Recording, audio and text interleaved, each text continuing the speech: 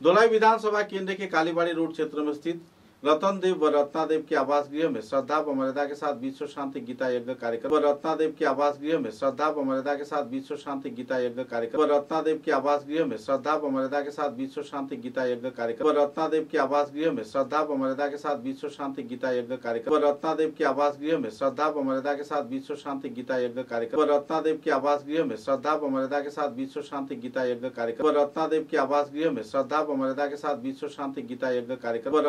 के आवास गृह में श्रद्धा व मर्यादा के साथ विश्व शांति गीता यज्ञ कार्यक्रम व रत्नादेव के आवास गृह में श्रद्धा व मर्यादा के साथ विश्व शांति गीता यज्ञ कार्यक्रम व रत्नादेव के आवास गृह में श्रद्धा व मर्यादा के साथ विश्व शांति गीता यज्ञ कार्यक्रम व रत्नादेव के आवास गृह में श्रद्धा व मर्यादा के साथ विश्व शांति गीता यज्ञ कार्यक्रम व रत्नादेव के आवास गृह में श्रद्धा व मर्यादा के साथ विश्व शांति गीता यज्ञ कार्यक्रम व रत्नादेव के आवास गृह में श्रद्धा व मर्यादा के साथ विश्व शांति गीता यज्ञ कार्यक्रम व रत्नादेव के आवास गृह में श्रद्धा व मर्यादा के साथ विश्व शांति गीता यज्ञ कार्यक्रम व रत्नादेव के आवास गृह में श्रद्धा व मर्यादा के साथ विश्व शांति गीता यज्ञ कार्यक्रम व रत्नादेव के आवास गृह में श्रद्धा व मर्यादा के साथ विश्व शांति गीता यज्ञ कार्यक्रम व रत्नादेव के आवास गृह में श्रद्धा व मर्यादा के साथ विश्व शांति गीता यज्ञ कार्यक्रम व रत्नादेव के आवास गृह में श्रद्धा व मर्यादा के साथ विश्व शांति गीता यज्ञ कार्यक्रम व रत्नादेव के आवास गृह में श्रद्धा व मर्यादा के साथ विश्व शांति गीता यज्ञ कार्यक्रम व रत्नादेव के आवास गृह में श्रद्धा व मर्यादा के साथ विश्व शांति गीता यज्ञ कार्यक्रम व रत्नादेव के आवास गृह में श्रद्धा व मर्यादा के साथ विश्व शांति गीता यज्ञ कार्यक्रम व रत्नादेव के आवास गृह में श्रद्धा व मर्यादा के साथ विश्व शांति गीता यज्ञ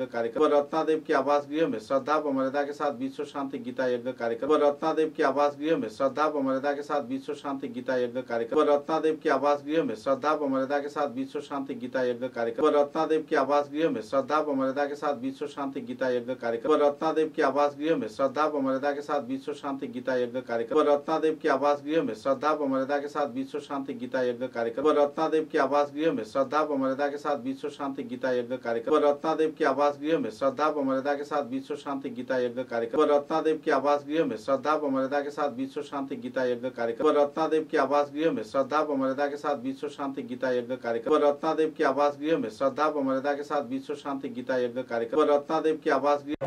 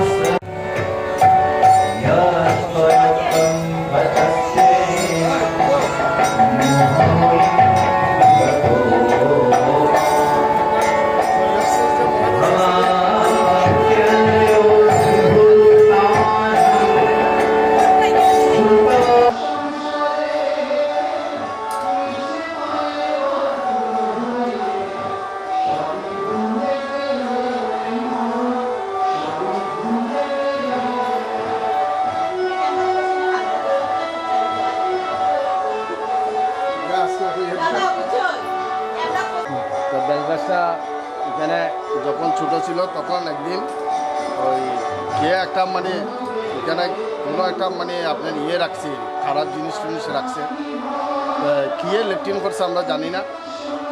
সন্ধ্যার সময় দিকে একটা সর্প এসে মানে আপনার এরকম করতেছে। তখন আমার মা জীবিত ছিল, তখন আমি বাজারে গেছি, আমার মা আমাকে ফোন করছে যে বাবা তুই তাড়াতাড়ি চলে আয়, বাড়িতে একটা পিছন দিকে সর্প এসছে, খালি শাক শাক শাক করতেছে। আমি বললাম মা কেন এরকম হইতো, বলে তুই আয়। আবার পরে দেখলাম বাপ রে বাপ এত বড় এমনভাবে করে শাক শাক করে। আমি তারপরে বললাম মা বললো ঠিক আছে বেটা হাত পায়ে ধুক গিয়া এখানে প্রণাম করতো। আমরা গিয়া প্রণাম করলাম বাবা আপনারা আমরা কালকে স্থান দিব, আমরা ডরাইতেছি আপনার চলে যান। এরপরে ছোটো এত বড় বেলগাছের নিচে এটা ডুবে গেছে। তখন তারপরের দিন আমরা সব পরিষ্কার করিয়া একটু মাটি দিয়ে এমনি করিয়া রাখছি। রাখার পরে যে মিস্ত্রিটা আসার পরে ফাড়া দিয়ে এমনি এমনি করতেছে। আমি বলছি এরকম করিস না, এটা একটা বেলগাছ। হয় দাদা একটা ছোটো বেলগাছ কী আছে? আমি বললাম না এরকম করিস না, ভালো না, এটা বেলগাছ। ফাড়া দেওয়ার পরে রাত্রে স্বপ্ন দেখাইছে যে তুই রে মালিকে মানা করছে তবে কেন মাটির বেল গাছটা এরকম ফাড়া দিয়ে এগুলো করতেছিস। পরে আইয়া হে মাপছে দুঃখা দিয়ে মোমবাতি মানে জ্বালাইছে। জ্বালাইবার পরে হয়তো আমরা আস্তে আস্তে ধীরে ধীরে মন্দিরের এখানে নিশান দিতে আসলাম।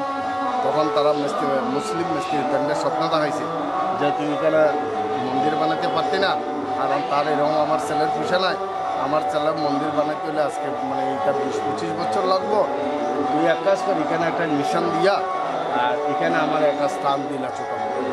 তখন আমি আসি কী করবো, এখানে স্থান দিয়া আমি মন্দিরে ওই যে পণ্ডিত দিয়া মানে বড়ি পূজা করতেছি আজকে 20 বছর ধরে বড়ি পূজা করি। পরে ঠাকুরে আস্তে আস্তে ধীরে আমি যখন বড় মন্দিরটার কাজ শুরু করলাম তখন তো আমি মানে শিব বাবারা বলতেছে বাবা আমার তো আপনার আসন বানাইবার আমার ক্ষমতা নাই, আপনার আমি মন্দির কর্তৃকে বানাইবো, আমার তো এরকম পয়সা নেই। এবং আমার ছোটো ভাইয়ে বলছে যে দাদা তুমি এত বড় মন্দিরের নিশান দিছো, তোমার কাছে টাকা নাই, তুমি কীরকম বলো? আমার তো ইচ্ছা আছে কিন্তু বাবার আশীর্বাদ থাকলে তো অবশ্যই হবে। তখন আমি ধীরে দাদা 20 বছর পরে তখন আমার মাও আর দেখতে পারলো না, মা 1 সপ্তাহ যাওয়ার আগে বলছে যে বাবা আমি মন্দিরটা একটু দেখে যেতে পারবো না। না কেন যাবে, তোমার কি অসুবিধা আছে? বলে এরকম করার পরে তো 1 মাস পরে আমার মা চলে গেল। যাবার পরেই তো আস্তে আস্তে মা যাবার পরে ধীরে ধীরে মন্দির হলো। মন্দির পরে আপনাদের যোগ্য বাচ্চাদের দিয়ে দিচ্ছে, মহারাজারা আছে আজকে 7 বছর ধরে গুরুদেবকে বলতেছি বাবা একবার আসেন, আপনি একবার আসেন, আসতেছে না। যখন নেক্সট আপনার 6 বছরে আমার বাবার মন্দিরটা নিশান দিছি, তখন নিশান দেওয়ার পরে আমার বাবার মন্দিরটা যখন মূর্তি বানিয়ে দিয়েছি তখন আমি গুরুদেবের সাথে কথা বলছি। তো ক্যানাডা, আমেরিকা, এরকম মানে বাংলাদেশ, মানে আপনার বারাসাত, ক্যালকাটা, এরকম অনেক সময় অসুস্থ থাকে, চেন্নাই যাই, যাই, তো কোনো টাইম হচ্ছে না। আমি বললাম বাবা যদি আপনি না আসেন, আমার মা বাবার মন্দিরটা তো আপনার আশীর্বাদে হয়েছে, এখন আপনি যদি না আসেন তো আমি আর মন্দির উদ্বোধন করবো না। আপনি 10 বছর পরে যদি আসেন তাহলে আপনার হাতে আমার মা বাবার মন্দিরটা আমি উদ্বোধন করব।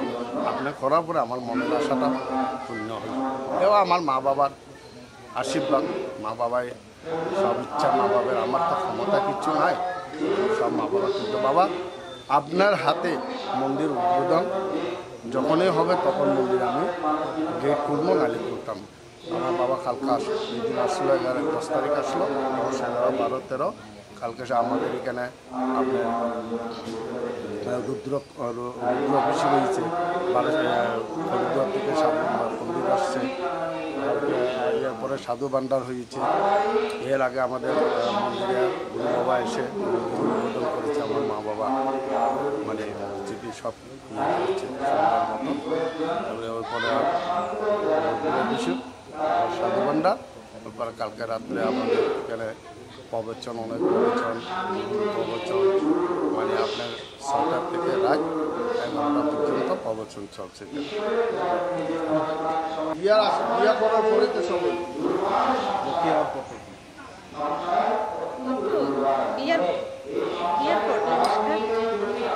বিয়ার পরেই তো আস্তে আস্তে যখন বেশি দিন হয়েছে না, প্রায় 1 বছরের ভিতরে মন্দিরে তখন বেলগাছ আসছিল, এরপরে এটা তেমনি বাতি দেওয়া হইতো, বাতি দিতে পরে আমার মাটি দিয়া প্যাক লাগিয়ে যায়, তো ইট উঠে দিয়া আমি একটু সলিন করিয়া দিই।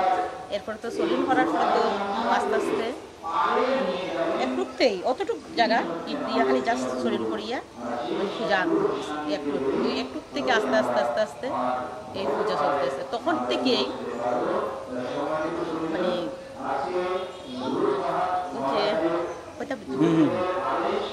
প্রথম তো দুধও দেওয়া হইতো, এরপর তো একটা বিড়াল এসে নিত, তখন তো বলতো ওদের শিব বাবা এসেছে, দেখ বাবা সত্যিকারে যদি তুমি শিব বাবা হয়ে থাকো স্বর্গ হয়ে এসো, দুধ নিয়ে যাও। আর ঠিক শিব বাবা স্বর্গ হয়ে এসে যে সবাই ডরাইয়া শেষ, গিফটের বাড়ি সাপের বাড়ি, এখানে আমরা থাকতে পারবো না, এইসব হচ্ছে। এরপর আবার বলেছি বাবা মাফ করে দাও, তুমি ঠিক আবার আগের মতো এসো, এটাই। আর কিছু লাগে না। আগে এখানে তো স্থাপিত ঠাকুরকে দিতে হয় প্রথম তো ভাবা আগে এদিকে দিতেই লাগে।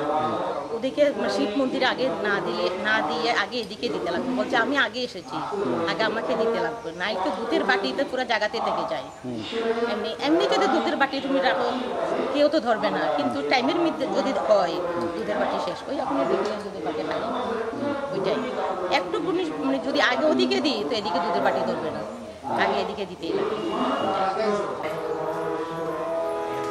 আপনি এত সুন্দর করে আমরা তো বুঝতে আমি দাদা আপনি দাদা সাংবাদিকতার ক্ষেত্রে আমি বহুত আগে দাদা আমি 30 বছর হয়েছি এটা আমারও হয়েছে, আমি খুব খুশি হয়েছি যে আপনারা আসছেন। আমি প্রথমে আমার ঠাকুরের